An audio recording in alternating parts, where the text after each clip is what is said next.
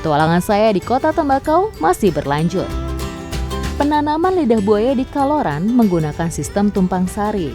Lidah buaya bukan menjadi komoditi utama, jadi penanamannya cuma memanfaatkan bagian lahan yang masih kosong.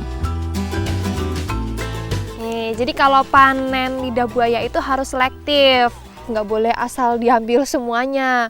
Yang diambil bagian paling bawah dan yang udah keras, jadi kandungan airnya tuh nggak terlalu banyak. Lidah buaya baru bisa kita ambil jika sudah memasuki umur 1 tahun. Setiap batangnya bisa kita potong 2 minggu sekali. Tujuannya supaya pertumbuhan bisa optimal dan batang lidah buaya yang kita dapat ukurannya juga sudah besar. Jadi di sini ada 2 jenis, ada yang jenis Pontianak, ada juga yang jenisnya lokal. Kalau yang Pontianak itu dagingnya lebih tebal, ukuran lebih besar, dan polos, dia nggak ada motifnya. Tapi kalau yang lokal, ukuran lebih kecil, daging lebih tipis, tapi ada motifnya, bintik-bintik ya Bu. Tanaman dari Jazirah Arab ini sudah tersebar luas di seluruh dunia karena reputasinya sebagai tanaman obat yang memiliki banyak manfaat. Di Indonesia sendiri, Kota Pontianak menjadi salah satu sentra budidaya tanaman banyak manfaat ini.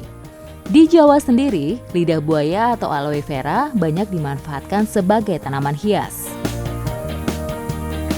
Jadi kalau di Pontianak biasanya lidah buaya itu diolah jadi manisan. Tapi kalau di Desa Kaloran ini biasanya diolah jadi minuman herbal. Gimana prosesnya? Ikuti jejak saya, jejak petualang.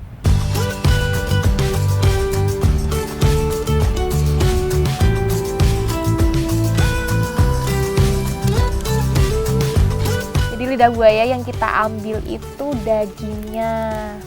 Dan kulitnya harus dikupas terlebih dahulu. Cara ngupasnya sama kayak file ikan. Susah-susah gampang karena banyak lendirnya. Jadi licin ya Bu. Cara pengupasan kulit lidah buaya harus dari bawah seperti ini. Tujuannya supaya dagingnya tidak banyak yang terbuang karena terkena irisan pisau. Lidah buaya yang sudah dipotong-potong harus dicuci sampai bersih karena kalau nggak bersih itu lendirnya bisa menyebabkan rasa pahit pada minuman herbal yang nantinya kita buat nggih Bu. Selain untuk menghilangkan lendir, cara perendaman seperti ini juga untuk meluruhkan senyawa aloin dalam daging lidah buaya. Karena jika terkonsumsi tubuh, senyawa aloin bisa membuat perut mules-mules.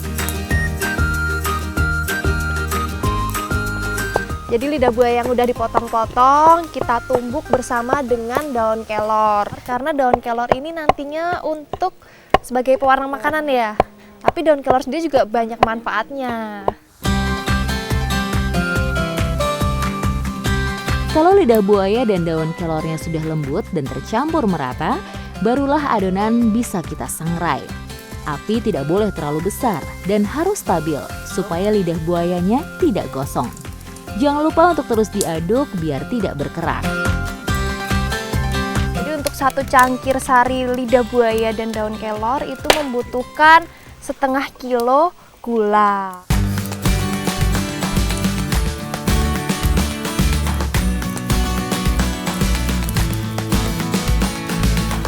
Jadi kalau udah mendidih, baru gulanya dimasukin, terus harus diaduk-aduk terus ya.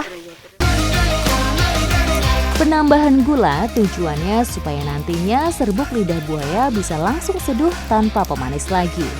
Jadi bisa instan. Nah kalau udah mengkristal gini baru diturunin ya Bu.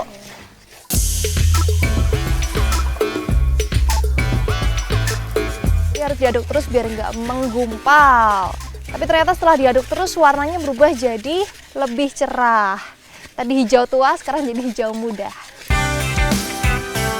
Perlu waktu lebih kurang 1 jam untuk bisa membuat serbuk lidah buaya. Jadi udah halus dan udah bisa langsung diseduh. Kita langsung seduh aja ya Bu. Ikuti jejak saya, jejak petualang.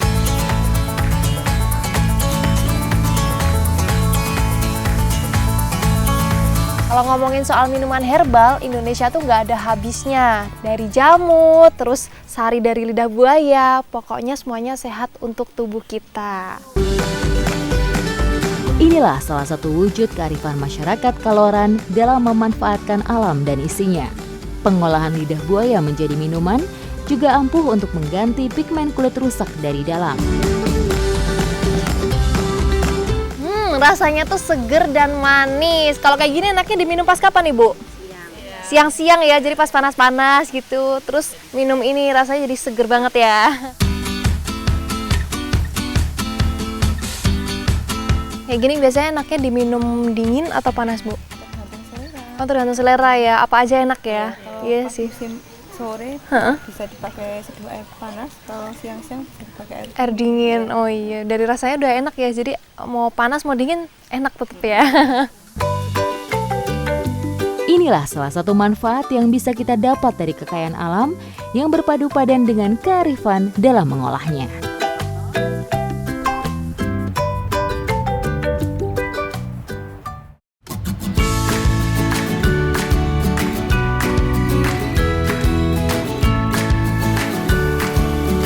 Meski bahan yang kami gunakan cukup sederhana, tapi inilah salah satu cara mujarab untuk mendapat manfaat lidah buaya dan madu bagi kulit. Jadi rasanya di kulit itu dingin dan juga lengket. Ini didiemin berapa lama? sampai kering. Sampai kering ya, baru nanti dibilas. Ketenaran lidah buaya atau aloe vera dalam dunia kecantikan memang tak terbantahkan lagi. Mulai dari pemanfaatan secara tradisional sampai modern, manfaat lidah buaya untuk kesehatan kulit sudah terbukti. Nah, ini udah pakai, sekarang tinggal ditunggu 15 menit. Lidah buaya ini sendiri tuh punya banyak banget manfaatnya, yaitu untuk membersihkan pori-pori, untuk mengecilkan pori-pori, terus bisa juga untuk menghilangkan minyak berlebih penyebab komedo dan jerawat.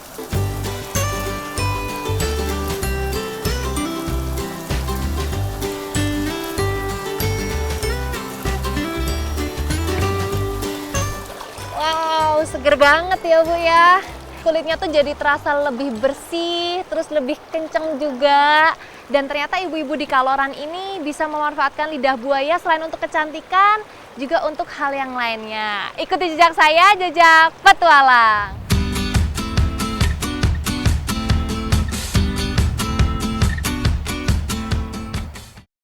Ingat 3M, memakai masker, menjaga jarak dan menghindari kerumunan, mencuci tangan dengan sabun di air yang mengalir. Besok di jam yang sama, jam 2 siang, waktunya bertualang.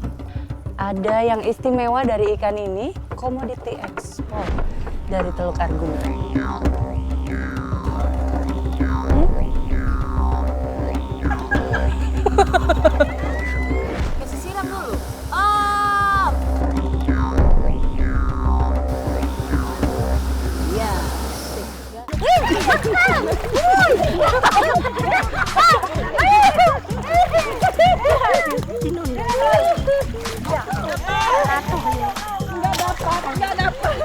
Nanti aku yang dapat.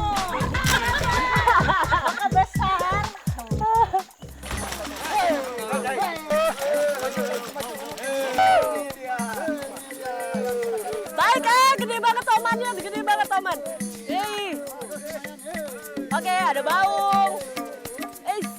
Ayah, satu kali tarik aja ya. Iya. Hai.